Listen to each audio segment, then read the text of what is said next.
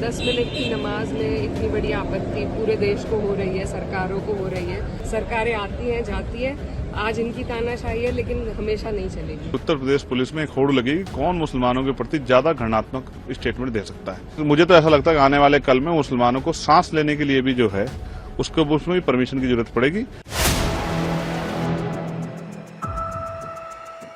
सड़क और छत पर नमाज पढ़ने पर लगी रोक तो इकरा हसन और चंद्रशेखर ने बीजेपी पर जमकर बोला हमला। इस वीडियो में हम इसी पर करेंगे बात। नमस्कार, 4 PM पर आप सभी का स्वागत है।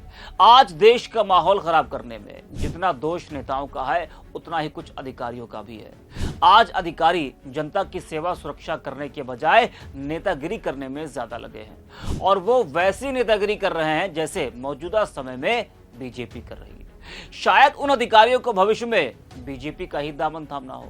न जाने कितने अधिकारी नौकरी छोड़कर बीजेपी नेता बन चुके हैं, कुछ मंत्री विधायक सांसद बन गए हैं तो कुछ तैयारी में लगे हैं। पहले तो संभल सीओ अनुज चौधरी के ही चर्चे थे, अब तो मेरठ समेत और भी कई जिलों के अधिकारियों के फरमान की चर्चा हो रही है। ईद का त्योहार करीब है।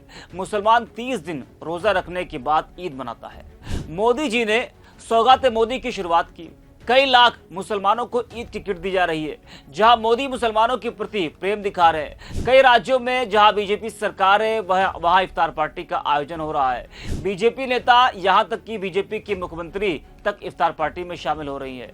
बीजेपी विधायक अपने आवास पर इफ्तार पार्टी का आयोजन करा रहे हैं, नमाज पढ़वा रहे हैं। लेकिन उत्तर प्रदेश में योगी जी की पुलिस और अधिकारी अलग ही सियासत करने में लगे हैं। जी हाँ, सड़क पर होने वाली नमाज को लेकर बीजेपी ने यूपी से लेकर दिल्ली तक मोर्चा खोल दिया है। पहले संभल और मेरठ में सड़क पर नमाज के खिलाफ फरमान जारी हुआ और अब बाकी राज्यों और बाकी जिलों में भी यह फरमान जारी हो रहा है।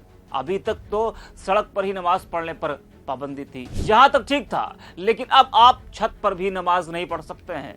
जी हाँ, सड़क पर छोड़ दीजिए, अपने घरों की छत पर भी आप नमाज नहीं पढ़ सकते हैं।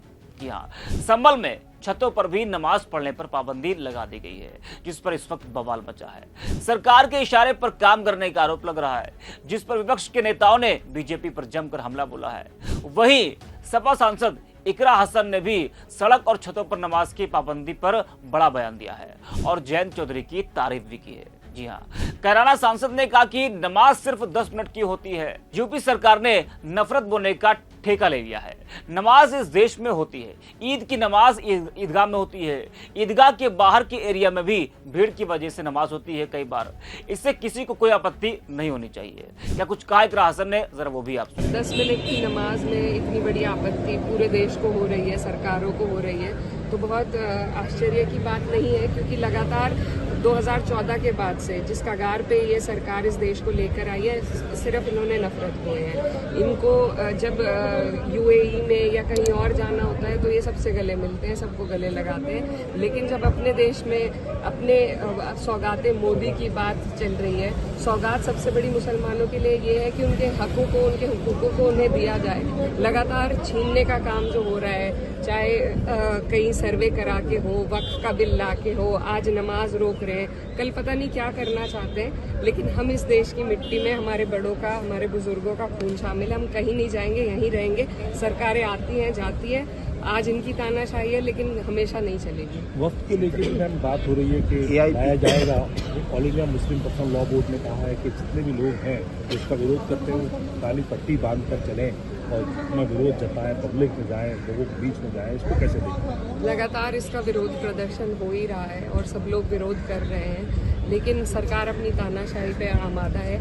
लेकिन हमें देखिए अब क्या किस तरीके से लेकर आते हैं। हम लोग पूरी तरीके से अपोज तो करेंगे, लेकिन इसी तरीके से सारे हक छीन कर आपको एक पैकेट पकड़ाया जा रहा है सौगात देने के रूप में, तो ये इनकी जो दोहरी पॉलिसी है उसको दर्शाता है और इन लोग ऐसे लोगों का राज लंबे टाइम तक नहीं चलता है। जयंत चौधरी भी मैम कह रहे हैं, जयंत चौधरी कह रहे हैं कि ये गलत है और ये ओवर पॉलिसिंग है। देखिए, जो भी आदमी जो हिंदुस्तान की भावना को, संविधान की भावना को अपने दिल में लेकर चलता है, वो समझता है कि ये गलत है। और मुझे खुशी है कि कुछ लोग जो सरकार के साथ जुड़े हुए हैं वो इतनी समझ रख रहे हैं कि वो आगे आकर इन सब चीज़ों के खिलाफ बोल रहे हैं। और उम्मीद यही है कि सरकारें समझेंगी और इस तरीके के जो फरमान है तानाशाही के, उनको वापस लेंगी। तो सुना आपने, विपक्ष के कई नेताओं ने इस फरमान पर अपनी प्रतिक्रिया दी है। वहीं नगीना से सांसद चंद्रशेखर रावण ने भी बड़ा बयान दिया है। उन्होंने कहा कि यूपी पुलिस में एक होड़ लगी है कि कौन मुसलमानों के प्रति घिनौना स्टेटमेंट दे सकता है। पुलिस कोर्ट नहीं है कि वो किसी का पासपोर्ट या लाइसेंस रद्द कर देगी। सरकार क्या माहौल बना रही है, सुनिए जरा आप चंद्रशेखर को। मैंने भी ये खबर सुनी है। मैं आपको स्पष्ट कर दूं कि उत्तर प्रदेश पुलिस में एक होड़ लगेगी कौन मुसलमानों के प्रति ज्यादा घृणात्मक स्टेटमेंट दे सकता है, जिससे उसकी पब्लिसिटी और उस पर चर्चा हो। पुलिस कोर्ट नहीं है कि वो किसी का पासपोर्ट रद्द कर देगी या वो किसी का जो है लाइसेंस रद्द कर देगी। अगर कोई अपराध करेगा और वो अपराध जिस श्रेणी का, उसको वो सजा मिलेगी। लेकिन कि दूसरे की क्या सिर्फ यहां मुसलमानों पर हमला किया जाएगा, उनके प्रति घृणात्मक स्टेटमेंट दिए जाएंगे? सरकार सौगाते मोदी के नाम पे जो है किट दे रही है, ये क्या यही उसका सच है? कि आप अगर कह रहे हैं कि आपके अधिकारी कह रहे हैं, क्या ये सरकार का ऑफिशियल स्टेटमेंट है? क्या सरकार ऐसा चाहती है कि अगर कोई नमाज पढ़ेगा, कहीं भी नमाज पढ़ेगा, अगर वो सड़क पे पढ़ लेगा या वो छत पे पढ़ लेगा तो हम उसका पासपोर्ट रद्द कर देंगे? सरकार क्या माहौल बनाना चाहती है? मुझे तो ऐसा लगता है कि आने वाले कल में मुसलमानों को सांस लेने के लिए भी जो है उसमें भी परमिशन की जरूरत पड़ेगी। और ऐसा ना होता कल कोई कानून बन जाएगा, मुसलमान सांस लेगा तो उसका सांस लेना हम लोग बंद कर देंगे। उत्तर प्रदेश सरकार और केंद्र की सरकार को ध्यान देना चाहिए कि उनके अधिकारियों को क्या हो गया है। उनके अधिकारी जो है अधिकारी कम नेता बनने के चक्कर में ज्यादा लगे। इसका खामियाजा जो है आम जनमानस को भुगतना पड़ रहा है और उनमें भी मुसलमानों को, कमजोर वर्गों को ज्यादा भुगतना पड़ रहा है। सुना आपने, यूपी की सड़कों पर आप बाकी कार्यक्रम कर सकते हैं लेकिन नमाज नहीं पढ़ सकते हैं। जी हाँ, ठीक है, ये फरमान तो ठीक था, लेकिन अब जिस तरह से ये फरमान जारी किया गया है कि आप छतों पर नमाज नहीं पढ़ सकते हैं, भला ये कहां तक सही है? जी हाँ, कि आप अपने घर पर भी आप धार्मिक कार्यक्रम नहीं कर सकते हो। आप अब इस विवाद पर संभल एसएसपी श्रीश चंद्र ने कहा कि छतों पर नमाज अदा करने से इसलिए रोका गया है क्योंकि छत पर भीड़ जमा होने से किसी दुर्घटना की संभावना है।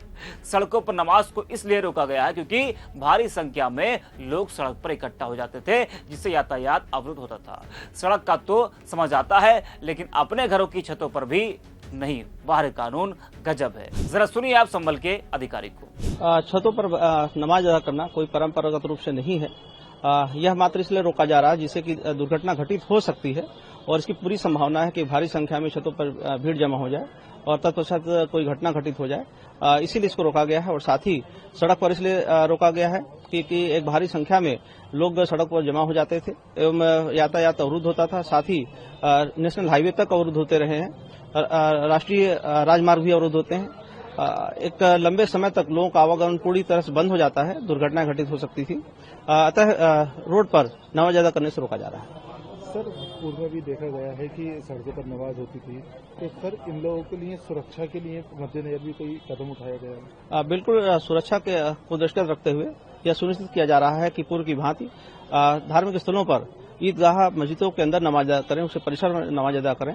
और रोड पर नमाज अदा करना कोई परंपरागत नहीं है और साथ ही दुर्घटना घटित हो सकती है, इसलिए इसे रोका गया है। सर, कल अलविदा का जुम्मा है, क्या सिक्योरिटी व्यवस्था है? जोनल सेक्टर व्यवस्था लागू है और इसमें पर्याप्त पुलिस बल के साथ सुनिश्चित किया जाएगा कहीं भी अशांति न हो, पूरी तरह शांति रहेगी। सर, लोग सोशल मीडिया पर भी अफवाह फैला रहे हैं कि ये नमाज रोका जा रहा है। सर, ऐसे लोगों के लिए क्या कड़ी कार्रवाई की जाएगी? सोशल मीडिया में इस तरह के अफवाह फैलाने वालों पर कड़ी नजर रखी जा रही है और ऐसा पाए जाने पर कठोर विधि कार्रवाई सुनिश्चित की जाएगी। तो सुना आपने किस तरह से घमासान मचा हुआ है, वो आप देख पा रहे हैं। सिर्फ विपक्षी नहीं बल्कि बीजेपी के सहयोगी दल भी नाराज चल रहे इस फरमान से। मेरठ में पुलिस प्रशासन ने ईद की नमाज को लेकर सख्त आदेश जारी करते हुए सड़कों पर नमाज पढ़ने पर रोक लगा दी। संभल में छतों पर नमाज पढ़ने पर रोक है। इस आदेश पर प्रदेश में शासक हो रही है एनडीए की सहयोगी और केंद्र सरकार में मंत्री जयंत चौधरी ने मेरठ पुलिस के इस फैसले का विरोध किया है और उसकी तुलना ऑरवेलियन 1984 की पुलिसिंग से की है। उन्होंने अपने ट्वीट हैंडल पर यह पोस्ट किया है। जी हाँ, तो जिस तरीके से संभल और मेरठ पुलिस ने जो फरमान जारी किया है नमाज को लेकर कि संभल में आप छतों पर नमाज नहीं पढ़ सकते, सड़क पर नमाज नहीं पढ़ सकते, मेरठ में सड़क पर नमाज नहीं पढ़ सकते। सड़क पर तो ठीक है, वो समझ आता है, लेकिन जिस तरीके से संभल पुलिस का कहना है कि छत पर भी नमाज नहीं पढ़ सकते, कोई दुर्घटना हो सकती है। हालांकि अभी तक तो ऐसी खबर कोई आई नहीं कि जहां पर छत पर नमाज हुई है वहां कोई दुर्घटना हुई है, लेकिन अब संभल पुलिस का क्या कुछ कहना है वो हमने आपको बताया। और संभल पुलिस को क्या लग रहा है कि छत पर नमाज पढ़ने से दुर्घटना हो सकती है, खैर वो तो वही जाने, लेकिन इस पूरे मामले को लेकर इस वक्त बवाल मचा है। तो इस वीडियो में इतना है। 4 PM।